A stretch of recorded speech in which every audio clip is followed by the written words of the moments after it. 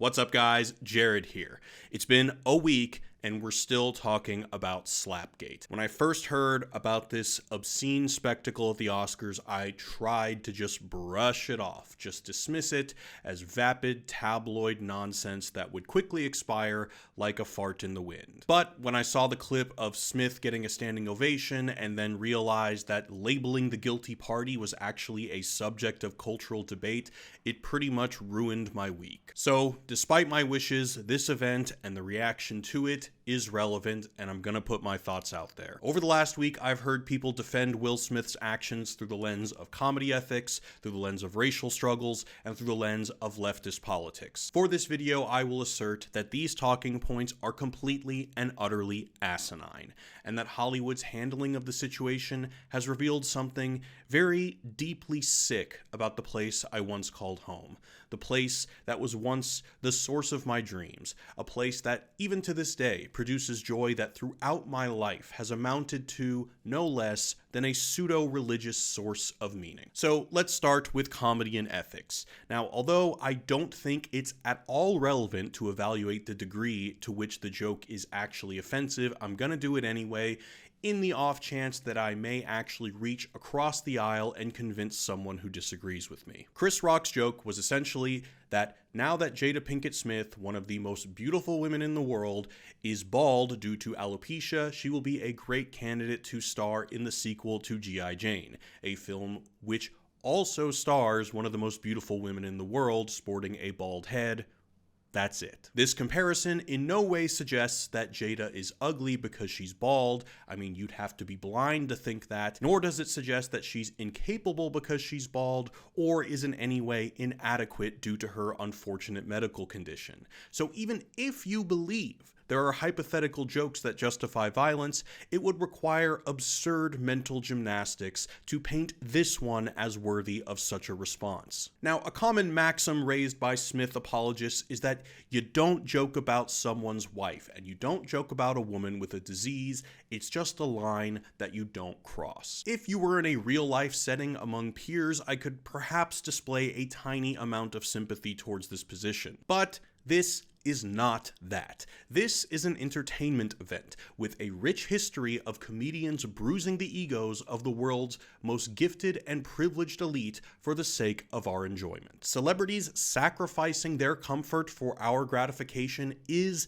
and always has been a central part of the job description. Hell, Christian Bale has shed years off of his life gaining and losing weight for roles, and it's asking too much for Will Smith's ego to take the most microscopic of hits for our enjoyment. Smith makes $20 million a movie and he can't sacrifice a shred of his ego for our enjoyment. He has the clout to anoint his children entertainment millionaires before they hit puberty while ours drown in student debt, and he can't sacrifice a sliver of his dignity for our enjoyment. If a celebrity cannot sacrifice the smallest amount of comfort for our enjoyment, then what good are they? But the Smith defender might say nobody, even celebrities, should be made to feel unsafe for the sake of a joke. They're people just like us, after all. First of all, no, they aren't. They are images. Our relationship with celebrities is not one between individuals. It's not one of mutual respect.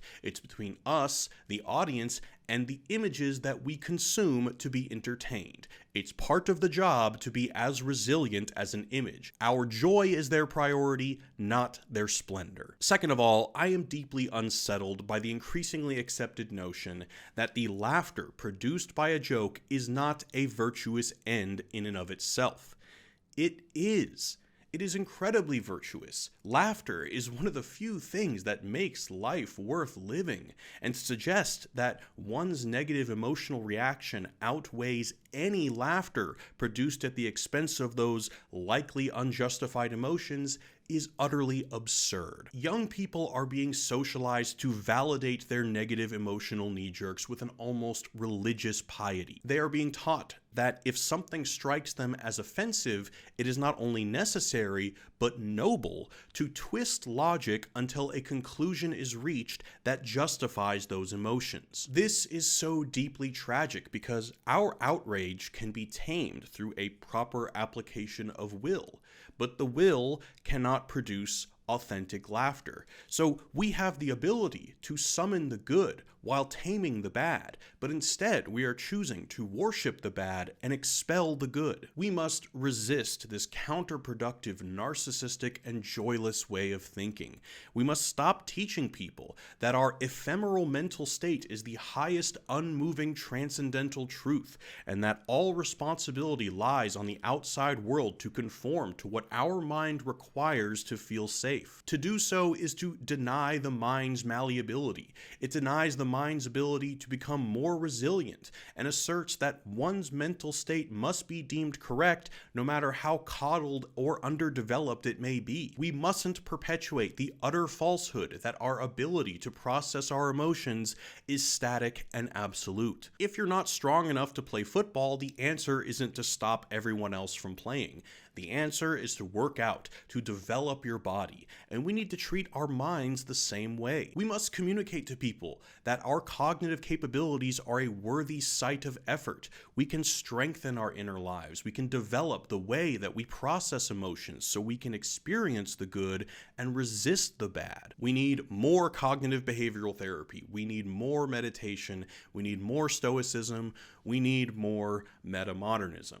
Now, obviously, there are limitations to this, as nonviolent circumstances do exist that are too abusive to expect one's mental resilience to withstand, just like it's absurd to think that I can work out enough and eventually lift a 2-ton boulder. But more to the point, it's the ultimate tragedy that Hollywood, one of my greatest sources of pride as an American living abroad, has fallen prey to this obvious nonsense. That entertainers are no longer prioritizing entertainment to cater to a loud minority of cognitively stunted children is only believable in this upside-down clown world that we live in. How did this happen? Well, the sickening standing ovation that Will Smith received is quite telling, and I think Jim Carrey's response was very, very on point. Hollywood is, unfortunately, full of spineless cowards whose greatest concern is being aligned with the fashionable opinion. Their exceptional display of praise for Will Smith showed that their dedication to what is right is no more authentic than the characters they play. Without a PR team to dress them in the opinion least likely to invite the criticism of loud social media babies, these celebrities were completely on their own. Would condemning Will Smith compromise their dedication to the ever-fashionable, noble victim? Would sitting out on the applause be too great a missed opportunity to appear virtuous? Would not aligning oneself with the herd land them on the wrong side of the narrative? Now, since these people have no moral compasses to speak of, they hedged their bets and followed the pack, because you can't cancel all of Hollywood, right? Well, they are likely correct, but that doesn't mean this complete lapse of decency won't be remembered and won't be a stain on the entire institution. Again, Jim Carrey said it best. Hollywood isn't the cool kids anymore. People that are only concerned with curating their image with no action to back it up are the textbook definition of a poser. But what is perhaps most disturbing is how this blind allegiance to whatever is least likely to offend ultimately resulted in a violation of one of Hollywood's greatest supposed values, which is to not propagate racism. As Kareem Abdul-Jabbar said in his extremely thoughtful piece reflecting on the controversy, Smith globally broadcasted an ugly stereotype about black men. But I think we can go further. Now, what I'm about to say is quite ugly, and some less savvy parts of the internet have been dwelling on it, but unfortunately, that doesn't mean they're not right. Believe me, I wish I could align myself with only the fashionable parts of the internet. How safe and assured I would feel. But then I would be guilty of the same hypocrisy and aversion to authenticity that I'm accusing Hollywood of. Unfortunately, the truth remains so no matter who says it. But here it goes. We all know that if Will Smith was white, a spectacle would have been made of ejecting him from the theater. But They wouldn't have done it because it was the right thing to do. They would have done it because footage of punishing a white person for hurting a black person is a stylish accessory for their image. But contrary to what you may think, the fact that they didn't do the same for Will Smith is not evidence of racism against white people, it's evidence of racism against black people. Because anybody of any race should have been immediately kicked out.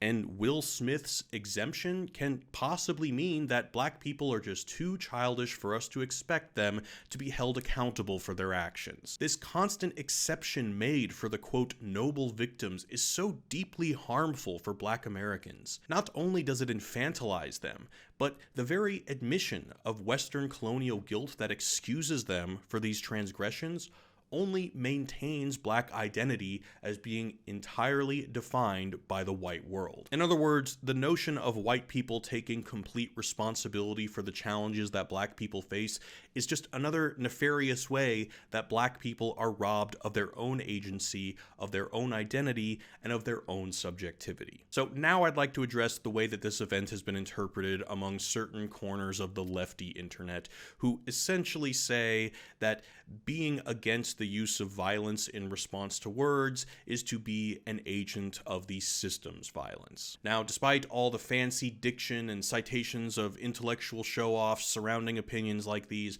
I promise you that all they mean is that words are just violence with extra degrees of separation and therefore justify violence in response. Well, let me tell you, violence with extra steps can apply to literally any scenario that isn't absolute radical freedom in a fantasy utopia without scarcity of any kind. That we are ever going to diminish violence by proxy is a childish fantasy.